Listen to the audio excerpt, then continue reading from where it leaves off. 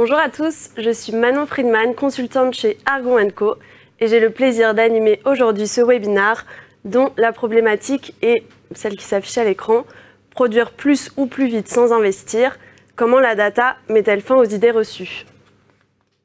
Comme vous le voyez, je suis très bien accompagnée aujourd'hui puisque nous sommes 3 consultants du cabinet Argon & Co et nous avons 2 invités qui sont des directeurs industriels, Florian et Jean-Christophe. Florian et Jean-Christophe, est-ce que vous pourriez nous dire quelques mots sur vous? Évidemment. Bonjour à tous, je m'appelle Florian Buzy, je dirige des opérations depuis 2012 sur des opérations qui varient entre 20 millions d'euros et 250 millions de chiffre d'affaires et 200 personnes à 600 personnes. Différentes entreprises qui maîtrisaient différents procédés, de l'usinage, de l'assemblage, du test et du traitement de surface, donc des sujets divers et variés. Et je suis très heureux de participer à ce webinaire parce qu'on va enfin répondre à la question qui hante toutes les opérations, comment produire plus en investissant peu ou pas. Donc très heureux d'être parmi vous. Merci beaucoup de nous avoir rejoints. Et Jean-Christophe. Donc bonjour à tous, je suis Jean-Christophe Caboara, je suis à la direction des opérations de la société Saveur Cristal, qui est une manufacture basée à Rueil-Malmaison, où on fabrique des bouchées apéritifs pour le professionnel de la restauration. La thématique du jour est au cœur de nos préoccupations. Et donc Camille et Christian. Bonjour à tous, donc mon nom est Camille Besson. J'ai travaillé 10 ans en aéronautique et en défense sur des sujets d'amélioration continue et management de la qualité. Et j'ai depuis rejoint le cabinet Argon & Co. On travaille sur des sujets pour aider nos clients sur les sujets de performance opérationnelle, notamment auprès de Christian. Merci Camille. Donc mon nom est Christian Mertz. J'ai commencé ma carrière avec une expérience dans l'industrie. Donc pendant 13 ans, j'étais ingénieur qualité dans l'automobile, puis responsable qualité dans le médical. Ensuite, j'ai rejoint GE où j'étais master black belt, puis directeur des opérations. Et ensuite, j'ai enchaîné sur le conseil où j'ai passé les 20 dernières années, toujours dans des problématiques d'amélioration des performances et très souvent d'augmentation des volumes de production sans investissement. Pour répondre à cette problématique pleine de promesses, on a décomposé en 3 grandes parties le webinaire. Donc une première où on va un peu planter le décor grâce à nos 2 industriels, Jean-Christophe et Florian, qui vont nous parler des enjeux, des problématiques qu'ils rencontrent aujourd'hui et des initiatives qu'ils mettent en place pour y faire face. Dans une seconde partie, on parlera des idées reçues qui participent justement à freiner ces initiatives. Et enfin, on expliquera en quoi la data permet de surmonter ces idées reçues. Comme vous l'aurez compris, c'est grâce à la complémentarité des entreprises de nos 2 acteurs qui font face aujourd'hui à un fort ramp-up que nous allons adresser la première partie. Et dans la seconde, nous verrons comment la méthode StableOps permettrait de répondre aux problématiques rencontrées justement par Florian et Jean-Christophe. Est-ce que, Florian, tu pourrais nous parler un peu justement de ces problématiques que tu rencontres actuellement dans le secteur dans lequel tu interviens? Évidemment. Donc, dans mes expériences passées, j'ai principalement managé des entreprises dans l'aéronautique. Et comme vous l'avez vécu comme moi, on a traversé l'épisode Covid. Et cet épisode Covid il y a eu 2 phases. Il y a eu une première phase de peur qui a ralenti les activités où on a perdu au final beaucoup de compétences qualifiées. Et on a eu une seconde phase, la reprise post-Covid, où tout le monde est reparti extrêmement rapidement et on a dû faire face à des ramp-up sévères. L'industrie du data center, qui, un peu dans le même contexte, un ramp-up et une croissance très très forte. Et au final, les 2 industries sont différentes, mais elles ont les mêmes problématiques à gérer. Donc voilà aujourd'hui la situation qu'on fait face. D'accord. On sont de bonnes problématiques, les problématiques de ramp-up. Il me semble, Jean-Christophe, que tu es dans la même situation, oui, malgré les différences de secteurs, de vos secteurs respectifs. Je partage. Pour contextualiser, en 2024, l'enjeu principal, c'est un enjeu commercial chez nous, avec une nécessité d'aller chercher des clients complémentaires, élargir notre portefeuille. Et en cascade, on a forcément des enjeux de production avec une nécessité de mettre à disposition cette matière. Donc ça veut dire gagner en capacité de production, tout en maîtrisant notre prix de revient industriel, nos marges, et puis à qualité identique. Donc pour ça, voilà, on a intégré du nouveau personnel. On continue encore une fois à les intégrer, enfin encore actuellement. Et puis on travaille également sur l'augmentation de nos performances, donc toujours aller chercher du bénéfice en production. Et ensuite on rencontre aussi quelques difficultés, des difficultés qui sont liées principalement mix produit chez nous. C'est-à-dire d'un produit à un autre, on a vraiment des schémas de montage et des schémas d'assemblage qui sont vraiment différents. Et puis également, on a de la variabilité qui existe au sein de nos opérateurs. Pour le même niveau de formation, on peut avoir des opérateurs sur des actions techniques comme le pochage par exemple, ou la dépose de décors qui vont vraiment varier d'une personne à une autre. Donc problème de variabilité. Et puis une autre problématique, c'est la maîtrise de nos achats. Donc la disponibilité des matières premières, qui doivent être achetés aussi à un bon prix, parce que ça a un impact sur notre prix de revient industriel. Et ça, aujourd'hui, avec le contexte économique qui peut être parfois ressenti, encore instable. C'est très intéressant, et cette industrialisation n'est pas du tout incompatible avec l'artisanat et ce savoir-faire très spécifique. Dans de nombreuses maisons de luxe, par exemple, mais aussi des ateliers de petites séries, dans la parfumerie, on fait ce choix pour être plus robuste et tout en préservant leur savoir-faire unique, ce qui fait leur différenciation en fait. Et on voit ça dans de nombreux secteurs où en fait le contexte actuel met face à presque tous les industriels à des challenges quand même très subtils. Hein, donc la fluctuation importante des prix des matières et la difficulté à parfois même se procurer les matériaux, les matières premières, le climat géopolitique qui est très incertain, fluctuation de la demande. Alors c'est post-Covid, mais ça n'a pas vraiment, ça ne s'est pas stabilisé depuis. Dans la cosmétique par exemple, dans l'horlogerie, ou des fortes hausses comme dans l'aéronautique, dans les data centers, dans la défense, qui doivent augmenter drastiquement leur capacité de production.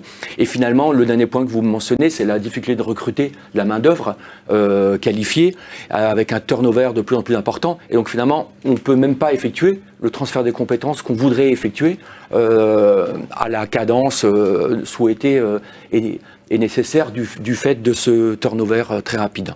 Donc beaucoup d'industries, en fait, dans des secteurs très variés, font face à ces mêmes pressions et surtout l'augmentation de leur volume de production et des cadences qui doivent aujourd'hui augmenter considérablement. Effectivement, ça nous permet de bien situer le contexte actuel de l'industrie, quel que soit le secteur.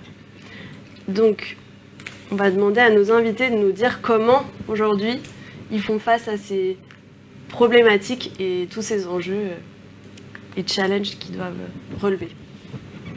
Alors du côté de Savoir Cristal, on a travaillé sur l'humain, on a travaillé sur comment fédérer. Et le fait d'avoir intégré les équipes depuis l'année dernière sur ce type de projet, ça a permis également d'affiner plus nos données. Auparavant, on était sur des cadences uniques sur un produit. Désormais, on a réussi à attribuer des cadences de fabrication par atelier. Donc, avoir bien sûr plus de données affinées, et donc plus de possibilités d'agir sur l'augmentation de nos rendements. On avait un peu ce même sujet. On avait une situation où on était en retard, on avait des problèmes à livrer. Donc on a des clients qui au final priorisaient ce qu'ils voulaient voir sortir de chez nous. Et nous en face, pour répondre à ces demandes, on mettait des plans d'action ponctuels et ça ne marchait pas bien. On avait un manque de cohérence, nos employés adhéraient pas puisqu'ils voyaient qu'un coup on allait à droite, un coup on allait à gauche. Donc au final, on a étudié un peu tout ça et on a surtout lancé une démarche d'amélioration continue où on a voulu mettre en place ce qu'on appelle de la supervision active. En gros, on a voulu responsabiliser le personnel dans leurs ateliers pour qu'il y ait une transparence qui se crée dans les attentes des clients et ce que nous, on est capable de faire. Et cette supervision active permettait de détecter rapidement les écarts par rapport aux standards et de pouvoir réagir rapidement, mais aussi de pouvoir redescendre au niveau des opérateurs, des chefs d'équipe, les décisions de la réaction. Et donc ça a permis de fédérer, mais aussi d'embarquer le personnel, ce que tu décrivais. Et grâce à cette démarche, on a pu réellement créer de la satisfaction client. Donc voilà comment l'initiative qu'on a mis en place. Merci pour ces éléments. Ça nous permet de faire la transition sur la partie qui concerne les idées reçues, justement. Alors, vous semblez assez mature dans vos approches que vous décrivez, en distinguant finalement comment d'un côté augmenter encore davantage les bons jours, qui ne marche pas toujours, de pousser les équipes, de vouloir en demander plus, et comment d'un autre côté traiter les causes spéciales des mauvaises journées, et plutôt éliminer les mauvaises journées pour pouvoir produire plus. On voit partout de nombreuses initiatives qui sont lancées, parfois des plans d'action à ne plus en finir, mais la motivation décline assez vite, par manque parfois de résultats tangibles et rapides, alors que les efforts qui sont mis en œuvre sont vraiment importants, et un sentiment d'impuissance finalement, de se retrouver par rapport à des causes, à des leviers qui nous semblent hors de notre contrôle, qu'on ne peut pas influencer. Et on observe 3 grandes idées reçues dans de très nombreux domaines, qui freinent finalement les initiatives d'amélioration, alors qu'il existe des moyens de les contourner. D'abord, comme dit dans le titre, que l'augmentation de production passe par des investissements.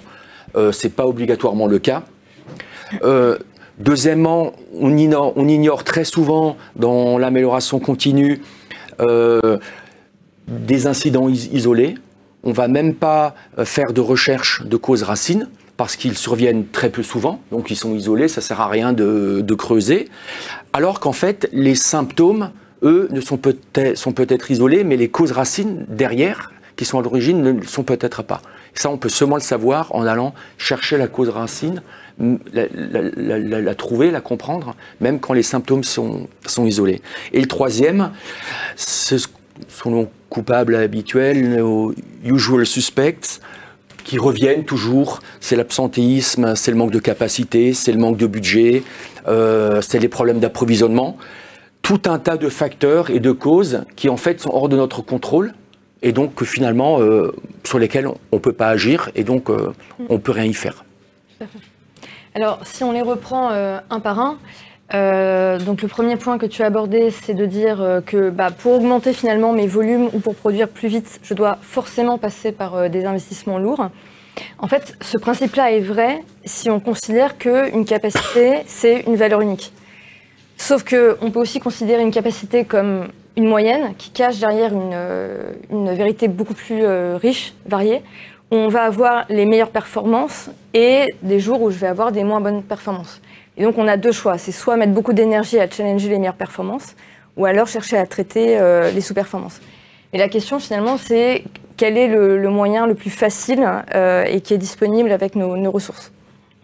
Donc si je prends la comparaison avec le bac, si vous voulez passer de 8 à 12 au bac, vous avez 2 options. Soit vous passez de 16 à 17, ou alors en maths, ou alors vous prenez le sport et vous passez de 2 à 12. Bon, moi je vais acheter une paire de baskets et je commence l'entraînement. Et en fait, l'idée c'est un peu ça, c'est de mobiliser son énergie pour chercher à améliorer les moins bonnes performances plutôt qu'à challenger les meilleures performances. Jean-Christophe, on a eu la chance de visiter tes locaux avec Christian et Camille. Il me semble que tu as mis en place des initiatives qui vont dans ce sens. Est-ce que tu peux nous en parler ? Oui, effectivement. On parlait donc par rapport à la notion de valeur unique. Je parlais aussi tout à l'heure de rendement. La distinction des rendements cuisine et assemblage, c'est l'exemple type. En fait, auparavant, on avait un rendement donc par article qui a été défini de manière empirique. Qu'est-ce qu'on a réalisé sur l'année précédente? Donc du coup, apparition d'une valeur unique. Et le fait d'aller chercher plus d'informations, ça a permis d'avoir plus de détails, forcément plus de données. Et ça a fait apparaître qu'il y avait vraiment une différence entre les deux ateliers, ils n'allaient pas du tout au même rythme. Et surtout, on avait un atelier qui était plus robuste que l'autre. En cuisine, concrètement, il y a plus de robustesse. Et puis, côté assemblage, on avait de la variabilité, comme ce dont je parlais tout à l'heure. Et donc, du coup, le fait de voir apparaître plus de données, ça permet également d'aller se concentrer sur les sous-performances et essayer d'aller chercher les causes de ces sous-performances. Tout à fait, c'est très...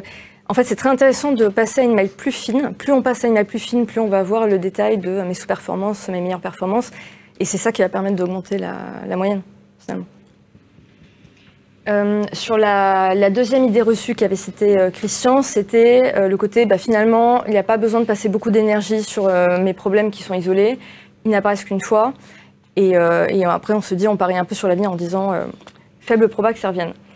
Sauf que si je prends un exemple très concret qu'on voit en horlogerie, en aéro et je suis sûre dans plein d'autres secteurs, si je prends un exemple j'ai une personne qui cherche un outil qui n'est pas disponible tout de suite. Donc là, j'ai ma prod qui s'arrête pendant 1 heure. On va chercher, on va trouver un outil backup et finalement, on va même s'en réjouir en disant finalement, ma prod repart 1 heure après, tout le monde est très rassuré, on ne va pas plus loin et on enchaîne. Sauf que si on ne se pose pas la question de pourquoi mon outil n'était pas disponible, en fait, il va se passer 2 choses. Dans un premier temps, on risque quand même de la cause racine qui n'est pas traitée peut aller un jour jusqu'au bout. Et si mon outil n'est pas disponible, je prends un outil qui n'était pas dans mon standard, on peut très bien avoir un jour un choc entre ma pièce et mon outil et aller jusqu'à le moyen qui est indisponible. Et avec un peu de chance, ça va tomber sur mon poste goulot en plus. Et si on ne va pas identifier la cause racine qui est là, par exemple, un 5S qui n'est pas déployé dans mon stockage d'outils, cette cause racine peut déclencher un autre problème isolé qui lui-même va déclencher un autre problème plus important après. Par exemple, mon outil n'était pas dispo pendant 1 heure, ça a déclenché 1 heure d'attente sur le poste et après rallonger le temps de cycle et aller jusqu'à un retard livraison. Donc c'est vraiment important de mettre de l'énergie sur ces symptômes isolés. Et en fait, quand on dit ça, en fait, on évolutionne pas le monde, mais l'important, c'est de mettre la même rigueur méthodologique qu'on a dans les méthodes classiques, Lean Six Sigma, qu'on va réserver souvent dans les symptômes qui vont être très impactants, et de le faire sur des problèmes qu'on juge pas impactants tout de suite. Mais il faut vraiment, plus on creuse, plus on affine notre champ de vision, plus on va avoir un seuil de réactivité qui va être élevé. Moi, je suis totalement d'accord avec ce que tu dis. C'est pour ça qu'on a voulu mettre en place notre système de supervision active pour qu'on ait au plus tôt les écarts au standard et que notre réaction soit immédiate et pas laisser courir des sujets, comme tu l'as dit, où c'est bon, on a résolu le problème ponctuellement et 1 heure après, 2 heures après, on va retrouver ce problème-là. Ça permet surtout d'éviter l'effet boule de neige. Et de notre côté, on a également des situations qui apparaissent, c'est pas rare dans nos métiers. J'ai relevé deux exemples. Le premier, c'était un problème de précision d'une machine de découpe que nous avions. Et le fait d'être sur le terrain, bien sûr, on a fait du correctif pour pouvoir agir vite, redémarrer vite. Mais le fait d'être sur le terrain, ça a permis aussi d'identifier que ce sujet machine était aussi lié à des ajustements que nos opérateurs pouvaient réaliser en cours de production parce que plus confortable ou parce que d'un point de vue visuel, ils trouvaient qu'il y avait une déviance. Donc du coup, l'ajustement se faisait. Et c'est du coup, grâce à ces observations, qu'on s'est dit arrêtons le curatif, travaillons sur l'information qu'on doit faire passer auprès de nos opérateurs pour mieux les qualifier, parce que cette intention de venir régler des outils, c'est applicable sur l'ensemble des ateliers. Ça, c'était le premier exemple. Et deuxième exemple, on parlait de variabilité tout à l'heure. On s'est aperçu que, donc, il existe bien entendu des grosses variabilités d'un opérateur à un autre sur le même niveau de qualification, parce que plus de dextérité ou parfois un petit peu moins. Mais on s'est aperçu aussi qu'on pouvait avoir des sous-performances sur des personnes qui étaient d'ordinaire très qualifiées et plutôt à l'aise. Et ça, c'était lié à des phénomènes d'épuisement, parce que l'activité de pochage, c'est quand même ça peut être physique parce que très répétitif. Et donc du coup, ces sous-performances étaient clairement liées à une mauvaise appréhension en fait, des ordres de fabrication qui étaient lancés, la succession d'activités. Donc la cause racine n'est pas réellement la productivité de nos équipes, mais plus la planification. Donc, l'idée maintenant, et c'est systématique chez nous, c'est d'intégrer le chef d'atelier cuisine et également la production pour pouvoir valider les ordres de fabrication qui soient plus cohérents sur une journée, voire même sur une semaine. Donc ça, le terrain nous permet d'avoir de meilleures prises de décision, encore une fois. C'est très intéressant parce que là, ton point, quand tu dis l'opérateur qui est épuisé, ça rejoint un peu la troisième idée reçue, qui est de dire, à un moment, on va mettre de l'énergie, mais on arrive à des facteurs qui sont un peu immuables finalement, et donc totalement la fatigue des opérateurs. On a l'absentéisme aussi. Alors évidemment que si on a beaucoup d'absentéisme, à un moment, ça impacte la production. On finit par avoir des machines qui s'usent. L'humain n'est pas infaillible, donc on a des facteurs comme la fatigue. Mais en fait, on se rend compte qu'en combinant terrain et data, et surtout en remettant le terrain au service de la data avant l'inverse, on va avoir des conclusions beaucoup plus fines, des corrélations plus fines.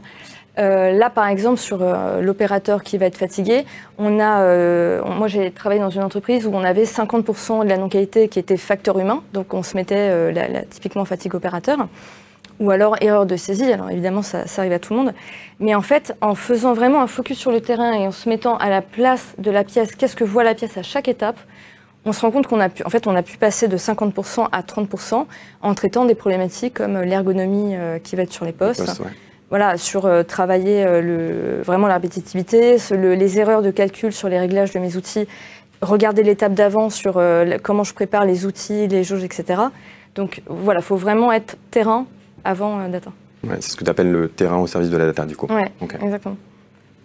Oui, ça veut dire qu'effectivement, l'enrichissement qu'on a en nouvelles données, grâce à des nouveaux systèmes de plus en plus accessibles, ne doit pas faire perdre de vue que la production, c'est sur le terrain, donc c'est avant tout quelque chose de physique. Il y a une transformation physique, et c'est ça la réalité terrain.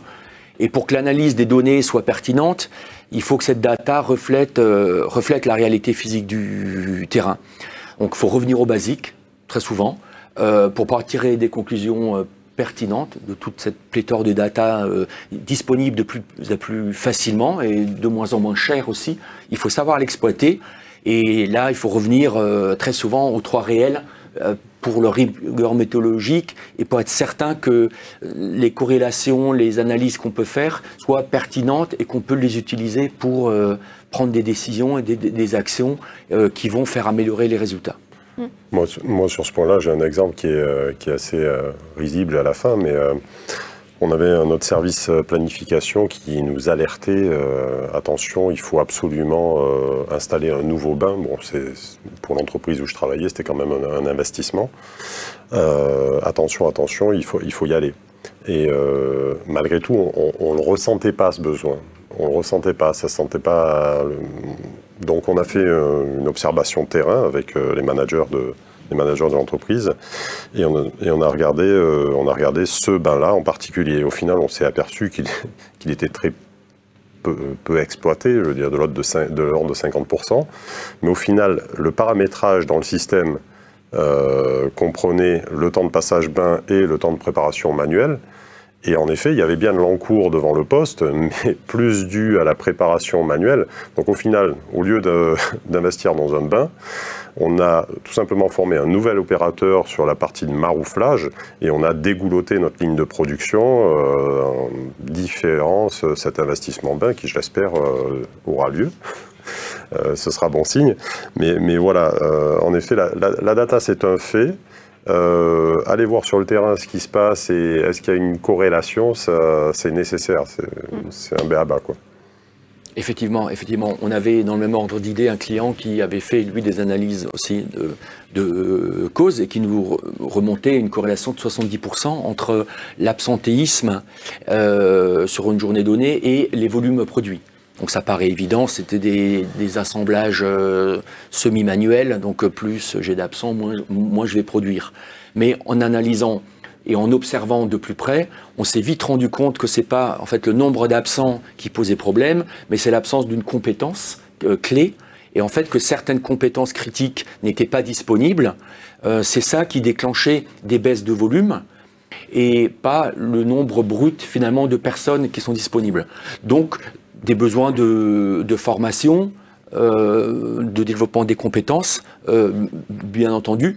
Et le deuxième élément, c'était l'absence de standards en mode dégradé. Donc lorsqu'on est en sous-effectif, quel est d'office le standard que je vais utiliser, comment je vais prioriser mon travail, plus que finalement voilà, le nombre d'absents brut lui-même qui n'était pas une variable critique. L'obtention de nouvelles données, ça va effectivement nous permettre d'aller plus loin, d'avoir des résultats plus rapidement, mais on a déjà des gains de production avec un simple bâtonnage, avec un reporting à la main, donc ça ne doit pas nous empêcher de démarrer, mais il est certain que des progrès sont plus rapides avec des systèmes de mesure de production en temps réel, qui permettent aussi d'anticiper les problèmes, les retards et les écarts, et d'identifier tout de suite quand il faut être sur le terrain pour comprendre l'origine du problème. Tout à fait. Si on reprend les 3 points essentiels pour réussir à augmenter ses volumes ou produire plus vite son investissement, le premier point, donc, c'est de chercher à mettre de l'énergie sur les sous-performances plutôt que de chercher à améliorer les meilleurs. Deuxième point, c'est mettre autant de rigueur méthodologique sur les problèmes que l'on va croire isolés et aller jusqu'au bout, comprendre ce qui se passe derrière ces problèmes-là. Et le troisième point, c'est de réussir à combiner la data et le terrain dans le bon ordre pour en tirer finalement les conclusions les plus fines. Et alors nous, ces 3 points-là, en fait, on les réunit dans une méthodologie qu'on utilise chez Arguin & Co, qui s'appelle StableOps pour Stable Operations, donc qui répond à ces problématiques de volume, mais de façon plus générale, c'est une méthodologie qu'on va utiliser pour réussir à répondre aux besoins clients à isocapacité, avec les ressources disponibles. Et donc, si on reboucle avec notre problématique, Christian, est-ce que tu peux nous résumer comment la data nous permet de surmonter ces 3 idées reçues? Oui, alors on obtient des résultats assez impressionnants dans un grand nombre d'industries. Que vous voyez à l'écran, c'est le fruit de la méthode Stable Operations. On a très souvent 20-30% de volume de production supplémentaire. L'OTIF s'améliore, donc on réduit les délais, on réduit les retards, on élimine les pénalités de retard. Il y a bien entendu un impact très important sur la marge lorsqu'on fait 20-30% de production supplémentaire que l'on peut vendre à coût fixe identique. Et donc finalement, c'est grâce à la data et en voyant finalement des analyses qui nous amènent à des conclusions contre-intuitives qu'on n'aurait pas prises sans cela, sans cette observation fine sur le terrain, qu'on valide par des corrélations et qu'on arrive à montrer aux équipes sur le terrain finalement le gain auquel très souvent au départ pas grand monde ne croit, en disant qu'on va pouvoir produire 30% de plus sans investissement.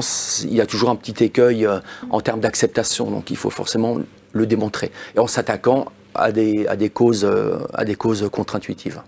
Est-ce que tu peux nous présenter justement les résultats qu'on a pu obtenir chez différents clients grâce à la méthode StableOps? Oui, on a vu le cas chez ABB par exemple, qui n'est pas le premier venu en termes de méthode industrielle, qui est un grand groupe qui a des bases très solides. La méthode Stable Operations a permis de repousser de 8 ans un investissement dans une deuxième tour d'extrusion de câbles sous-marins que vous voyez. Elle a été construite depuis, et le groupe avait annoncé un investissement de 400 millions de dollars pour répondre à la demande en câbles haute tension. Et nous avons réussi avec Stable Operations à produire plus de 40% de plus dans l'ancienne usine et décaler d'autant l'investissement de 400 millions. L'investissement a été décalé, comme dit, de 8 ans parce que l'usine existante a réussi avec le même nombre de machines à répondre à la demande et à faire plus de 40% de produits en plus. Je pense qu'on arrive au terme de nos discussions. On va garder un peu de temps pour répondre à vos questions. D'abord, est-ce que Florian et Jean-Christophe, vous en avez certaines avant qu'on passe Déjà, moi j'ai une remarque supplémentaire, c'est qu'on voit les résultats de la méthode et les chiffres que tu as montré, Christian. Mais en plus de ça, quand on analyse un peu la méthode, les employés doivent trouver une vraie satisfaction à plus avoir ces surprises de mauvais jours au quotidien, quoi. Oui, exactement. Ça, c'est un très bon point. En fait, cette stabilisation de la production, ce sont vraiment eux les premiers bénéficiaires. Parce qu'ils savent en arrivant quel va être leur objectif, ils savent qu'il est atteignable, ils peuvent anticiper, on sait combien de matière on va consommer, combien de palettes vont sortir, combien de camions vont partir. On arrive à donner aux clients une projection sur exactement les volumes qui vont être produits parce qu'on élimine ces fortes fluctuations et surtout on ne demande pas aux employés de produire plus. On ne leur demande pas de battre des nouveaux records, de produire encore plus, mais on va les aider à éliminer les causes des mauvais jours. Donc la course à rattraper le retard, et c'est ça finalement qui pénalise tout le monde. On a un mauvais jour, ça crée des perturbations dans tous les sens, et on va les aider maintenant à trouver la cause et à éliminer la cause de ces mauvaises journées qui les font finalement...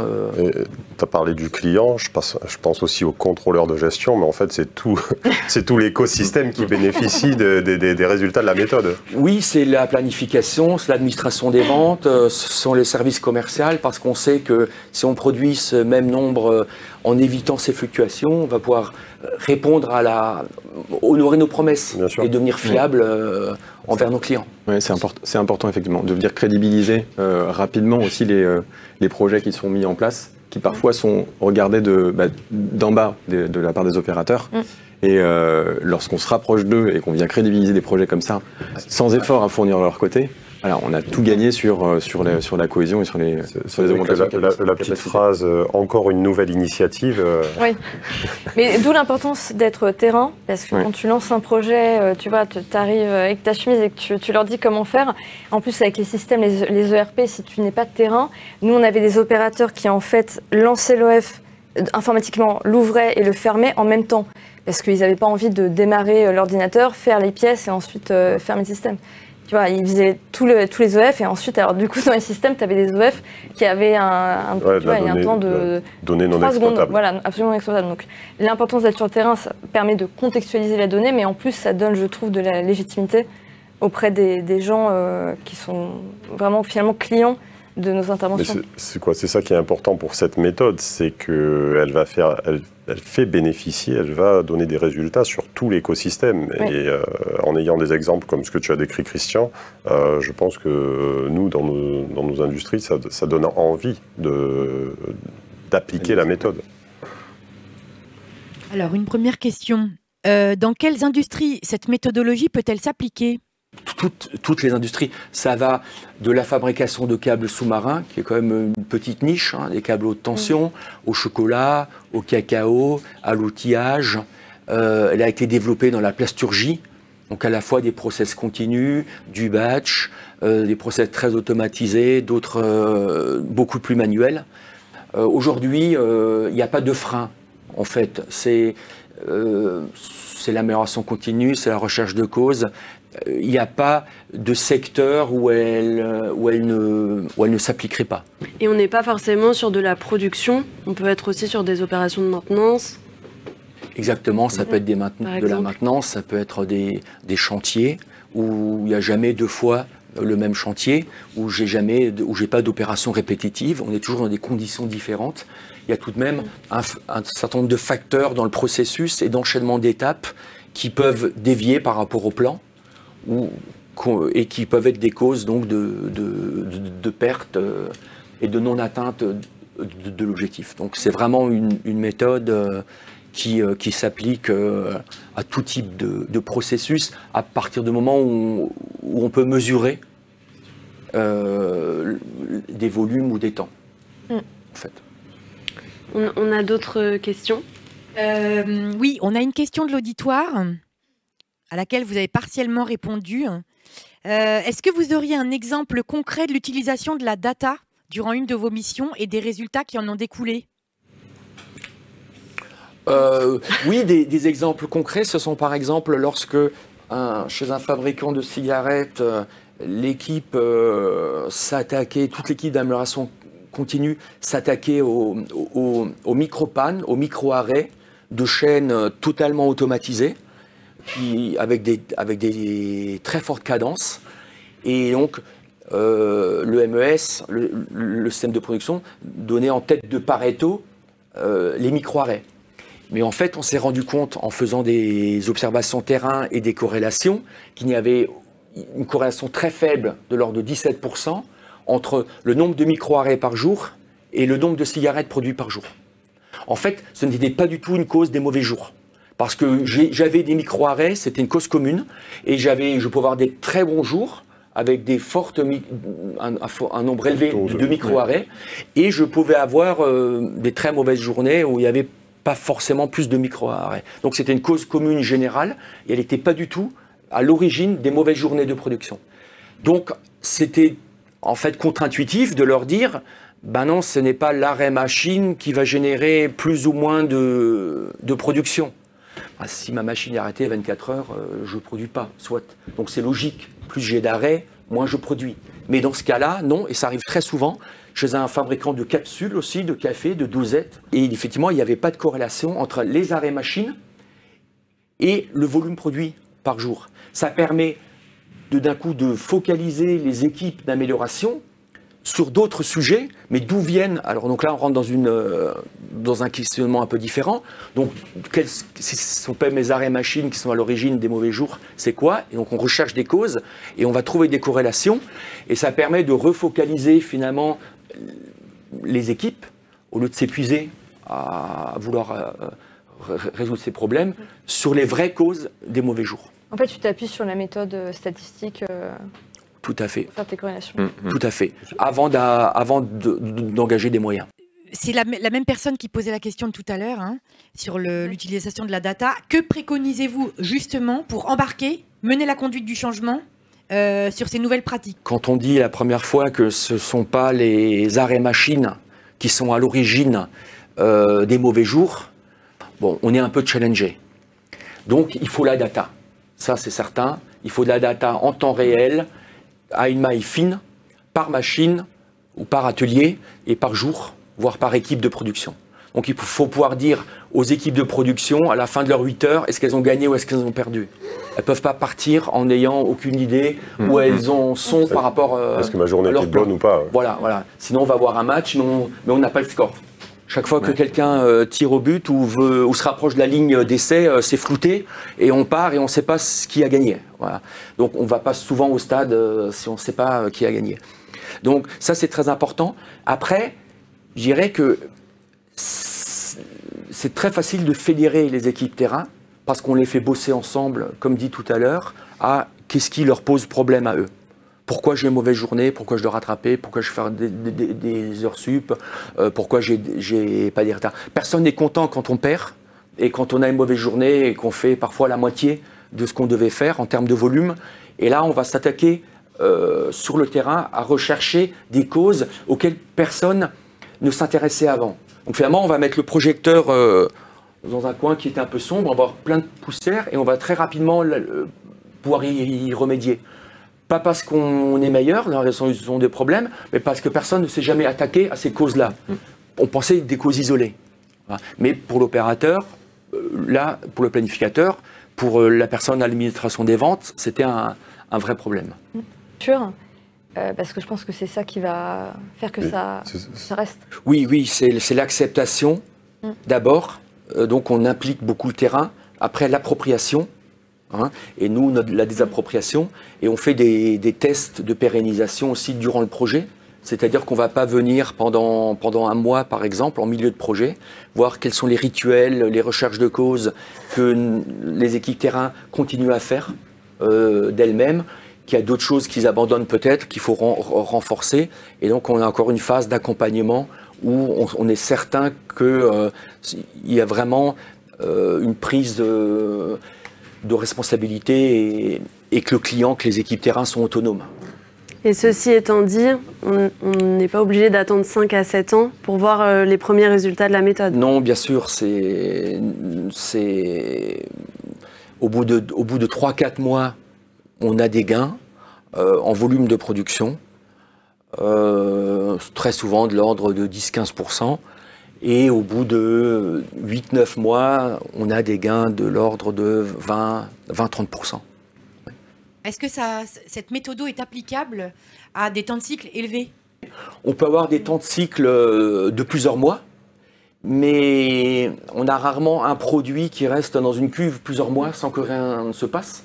Donc il faut regarder de nouveau, suivre le processus physique et analyser chaque partie du cycle, les parties de transformation, mais aussi les temps d'attente ou de transport. C'est parfois des temps de cycle très longs. Les produits doivent partir pour des tâches qui sont sous-traitées et puis revenir. Ça crée des temps de cycle parfois vraiment très longs. Mais on suit le process et on regarde la variabilité de chaque étape. Et comme dit, y compris des étapes de non-production, d'attente, d'emballage, de contrôle. Et après, on s'attaque aux étapes qui, dans ces temps de cycle très longs, ont les plus fortes variabilités pour les stabiliser. Et une fois qu'on a stabilisé chaque sous-étape d'un cycle très long, on va éventuellement essayer de réduire les cycles. Mais d'abord, on stabilise pour de nouveau être fiable et pour toujours pouvoir garantir un cycle donné à un client ou à la prochaine étape du processus, et pour être fiable et pour à chaque fois respecter notre cycle. Et après seulement le réduire. Pour aller dans ton sens, j'ai souvenir d'une value stream mapping qu'on avait fait. Et en fait, le temps de production de l'opération, c'était 2 jours, et notre temps de cycle, c'était 27 jours. Donc il y avait 25 jours d'attente. Et je suppose que la méthode sur ce genre de sujet est efficace. Exactement, exactement. Et c'est très souvent entre 1 et 10% de valeur ajoutée sur un temps de cycle total. Alors on va devoir conclure. Merci beaucoup, merci à nos auditeurs et un grand merci à nos invités d'avoir participé à ces discussions. Si vos questions restent non répondues ou que vous avez envie de discuter de ces sujets avec nous, n'hésitez pas à nous contacter. Les fiches, email, numéro de téléphone s'affichent à l'écran.